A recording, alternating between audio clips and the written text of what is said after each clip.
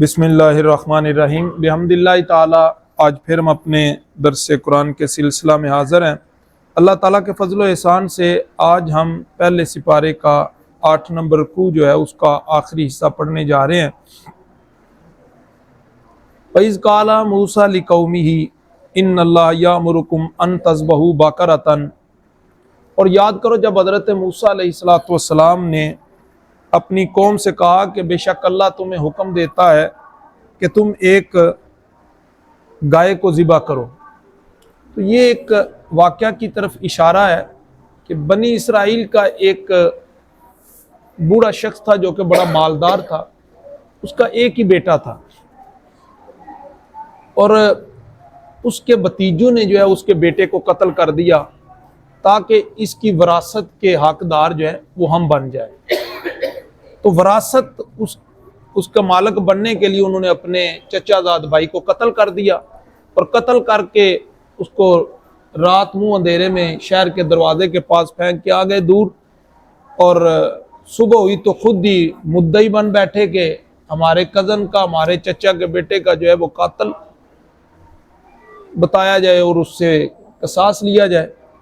تو وہ چلتے چلتے حضرت موسیٰ علیہ السلام کے پاس آئے اور کہا کہ اس طرح جو ہے معاملہ پیش آیا، تو آپ ہمیں بتائیں کہ اس کا قاتل کون ہے۔ حضرت موسیٰ علیہ السلام نے اپنے رب کے حضور دعا کی، تو اللہ رب العزت نے آگے سے حکم فرمایا کہ موسیٰ ان سے کہو کہ ایک گائے خریدیں اور اس گائے کو جو ہے لیں، اس کو ذبح کر کے اس کے گوشت کا ٹکڑا جو ہے وہ اس مردے کو ماریں، تو یہ مردہ خود اٹھ کے بتا دے گا کہ میرا قاتل کون ہے۔ تو حضرت موسیٰ علیہ السلام نے یہی ان کو کہا کہ ان اللہ یامرکم ان تذبحوا بقرۃ، اللہ تعالیٰ تمہیں حکم دیتا ہے کہ تم گائے کو ذبح کرو اور اس کا گوشت کا ٹکڑا جو ہے وہ اس مردے کو مارے، تو زندہ ہو کے تمہیں خود قاتل کا بتا دے گا۔ قالوا اتتخذنا ہزوا، تو کہنے لگے کہ آپ ہمارے ساتھ مذاق کرتے ہیں کہ قتل کا اور گائے ذبح کر کے گوشت کا جو ہے یہ کوئی آپس میں جوڑ نہیں ہے، تو آپ تو ہمارے ساتھ مذاق کرتے ہیں۔ تو چونکہ حضرت موسیٰ علیہ السلام نے یہ تو کہا ہی نہیں تھا کہ میں تمہیں کہتا ہوں کہ گائے ذبح کرو، انہوں نے تو کہا اللہ تعالیٰ کا حکم ہے کہ تم گائے ذبح کرو، تو آپ نے فرمایا قال اعوذ باللہ ان اکون من الجاہلین، کہ میں تو اللہ کی پناہ مانگتا ہوں کہ میں جاہلوں میں سے ہو جاؤں۔ اللہ تعالیٰ کے حکم کی بات کرتے ہوئے مذاق کرنا یہ جاہلوں کا کام ہے، نبی کی شان تو یہ نہیں ہے، تو میں تو پناہ مانگتا ہوں کہ میں جو ہے وہ جاہلوں میں سے ہو جاؤں، میں نے ایسا کوئی نہیں کیا، اللہ کا حکم ہے تم ایسا کرو، اس کو ذبح کرو، اس کا گوشت کا ٹکڑا مارو، تو یہ خود بتا دے گا۔ اب چونکہ وہ خود ہی قاتل تھے تو لیت و لال سے کام لینے لگے اور سوال پہ سوال کہنے لگا قالوا ادع لنا ربک یبین لنا ما ہی، تو انہوں نے کہا کہ موسیٰ علیہ السلام آپ نا اللہ کے حضور دعا کیجئے کہ وہ ہمیں بتائے کہ وہ گائے کیسی ہونی چاہیے۔ قال انہ یقول انہا باقرۃ لا فارض ولا بکر اوان بین ذلک، حضرت موسیٰ علیہ السلام نے فرمایا، اللہ رب العزت فرماتا ہے کہ وہ گائے ایسی ہو کہ نہ تو بہت بوڑھی ہو اور نہ ہی کوئی بالکل ابھی بچی ہو، بلکہ اوان بین ذلک اس کے درمیان کی یعنی جوان گائے ہو۔ ففعلوا ما تؤمرون، پس جس چیز کا تمہیں حکم دیا گیا تم کر گزرو۔ اب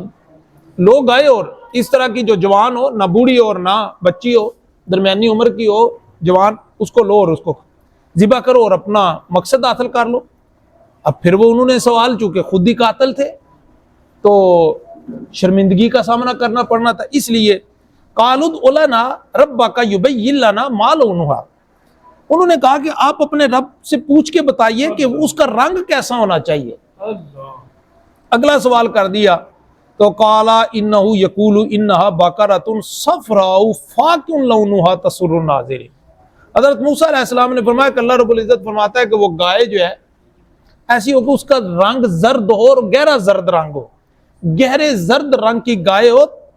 تسر الناظرین جو دیکھنے والوں کو خوش کر دیتی ہو، یعنی بھلی لگتی ہو، دیکھنے والوں کی آنکھوں کو جو ہے وہ بھا جاتی ہو، ایسی گہرے زرد رنگ کی گائے جو ہے وہ ہونی چاہیے۔ اور پھر فرمایا کہ قالوا ادع لنا ربک یبین لنا ما ہی،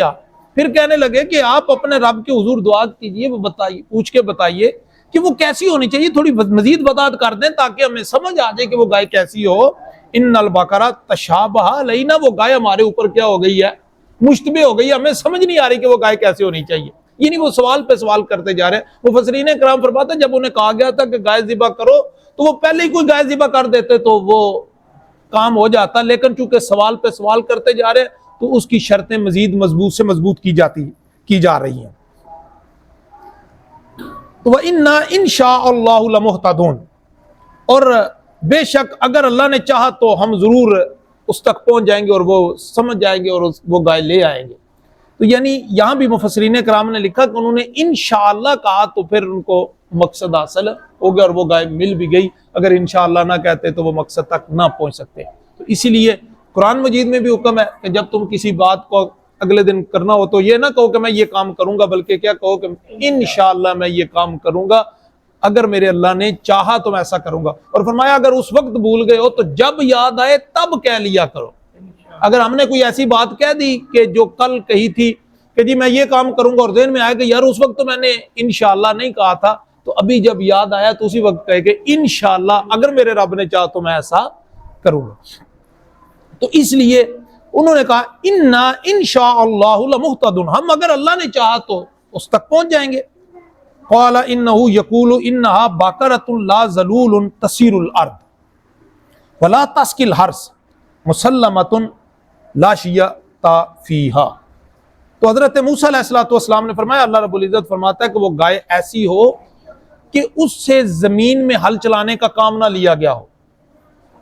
اور دوسرا یہ کہ ولا تسقی الحرث، اور نہ ہی کھیتی کو پانی جو ہے وہ سراب کرنے کے کام آئی ہو، یعنی کنواں اس کے ساتھ نہ چلایا گیا ہو، کنویں میں نہ جوتی گئی ہو۔ مسلمۃ لا شیۃ فیہا، اور وہ بے عیب ہو، یعنی نہ کوئی لنگڑی ہو، کان بھی اس کا نہ کٹا ہوا ہو، جس طرح کے قربانی کے جانور کو بے عیب، تو وہ بے عیب ہو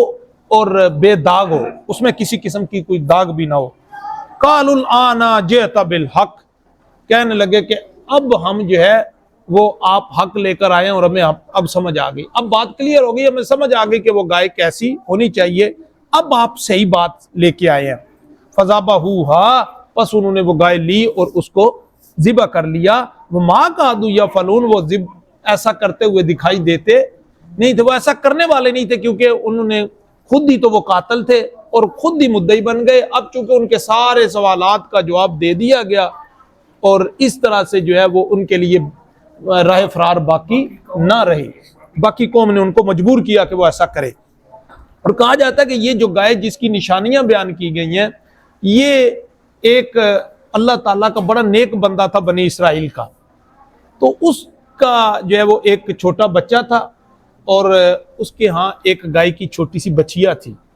اس کے مرنے کا وقت قریب آ گیا تو اس نے اپنے رب کے حضور عرض کی کہ مالک میں یہ گائے کی بچیا تیری جو ہے وہ پناہ میں دیتا ہوں اور اس کا اپنے بیٹے کو اس کا مالک بناتا ہوں اور اپنے بیٹے کو تیری حفاظت میں دیتا ہوں، جب یہ بڑا ہو تو اس کی گائے جو ہے وہ اس کو لٹا دینا۔ اس کو اوپر نشان لگا دیا، ایک خاص نام اس کا رکھ دیا اور اس کو جنگل میں چھوڑ دیا۔ روایات میں آتا ہے کہ وہ بچیا، وہ گائے جنگل میں پھرتی تھی، جنگل کے درندے جو ہے وہ اس کے قریب بھی نہیں جاتے تھے، وہ جدھر چاہتی چرتی پھرتی، کیونکہ وہ اللہ کی پناہ میں دی گئی تھی۔ اور بیٹا جب جوان ہوا تو یہ گیا اور اس نے جنگل کے کنارے پہ کھڑے ہو کر جب اس کو آواز دی تو وہ اپنے مالک کی آواز سن کر ایسے دوڑتی ہوئی آئی کہ اس نے جو ہے وہ اپنی دم جو ہے وہ اپنی کمر پہ رکھی اور دوڑتی ہوئی اپنے مالک کی طرف آ گئی۔ تو وہ گائے ایسی تھی جو شرائط اللہ رب العزت نے اس میں بیان فرمائی ہیں، وہ گائے اسی میں صرف موجود تھی۔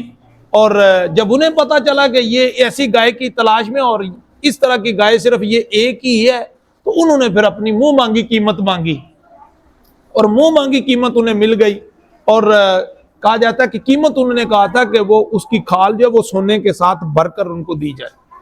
تو اس قدر زیادہ قیمت اللہ تعالیٰ نے ان کو اس گائے کی عطا کی۔ تو اس کا جو علماء لکھتے ہیں اس واقعہ سے یہ چیز سمجھ آتی ہے کہ جو چیز اللہ کی حفاظت میں دی جائے اللہ اس کی حفاظت فرماتا ہے، اور پھر نیکوکار لوگوں کی چیزیں جو ہیں اللہ ان کو قیمتی بنا دیتا ہے۔ اور پھر یہ بھی کہا جاتا ہے کہ وہ بچہ اپنی ماں کا بڑا فرما بردار تھا، تو اللہ تعالیٰ نے اس کو اس کی فرما برداری کا یہ صلہ دیا کہ اس کو اتنی ساری دولت دے دی کہ اسے پوری زندگی اب کمانے کی ضرورت ہی نہیں تھی۔ اللہ تعالیٰ ہمیں سمجھنے کی اور عمل کرنے کی توفیق عطا فرمائے۔ وما علیہ الا البلاغ المبین۔ الحمدللہ رب العالمین والصلاة والسلام علی سید الانبیاء والمرسلین۔ ربنا آتنا فی الدنیا حسنۃ وفی الآخرۃ حسنۃ وقنا عذاب النار۔ الہ العالمین ہمارے اس سلسلے کو اپنی بارگاہ میں قبول و منظور فرما، اس کے تصدق اور توسل سے جاگتی آنکھوں کے ساتھ اپنے پیارے حبیب علیہ الصلوۃ والسلام کے روضے پاک کی زیارت عطا فرمانا، حضور نبی کریم علیہ الصلوۃ والسلام کی غلامی میں موت عطا فرمانا، جب دم واپسی ہو آنکھوں کے سامنے چہرہ مصطفیٰ صلی اللہ تعالیٰ علیہ وآلہ وسلم ہو اور زبانوں پہ جاری ہو لا الہ الا اللہ محمد رسول اللہ۔ الہی قبر کے اندر آقا علیہ الصلوۃ والسلام کی پہچان عطا فرمانا، حشر میں آقا علیہ الصلوۃ والسلام کے دست اقدس سے آب کوثر عطا فرمانا اور آقا علیہ الصلوۃ والسلام کی شفاعت سے بہرمند فرمانا۔ صلی اللہ تعالیٰ علی خیر خلقہ و نور عرشی و زینت فرشی محمد و علی آلہ و اصحابہ اجمعین برحمتہ۔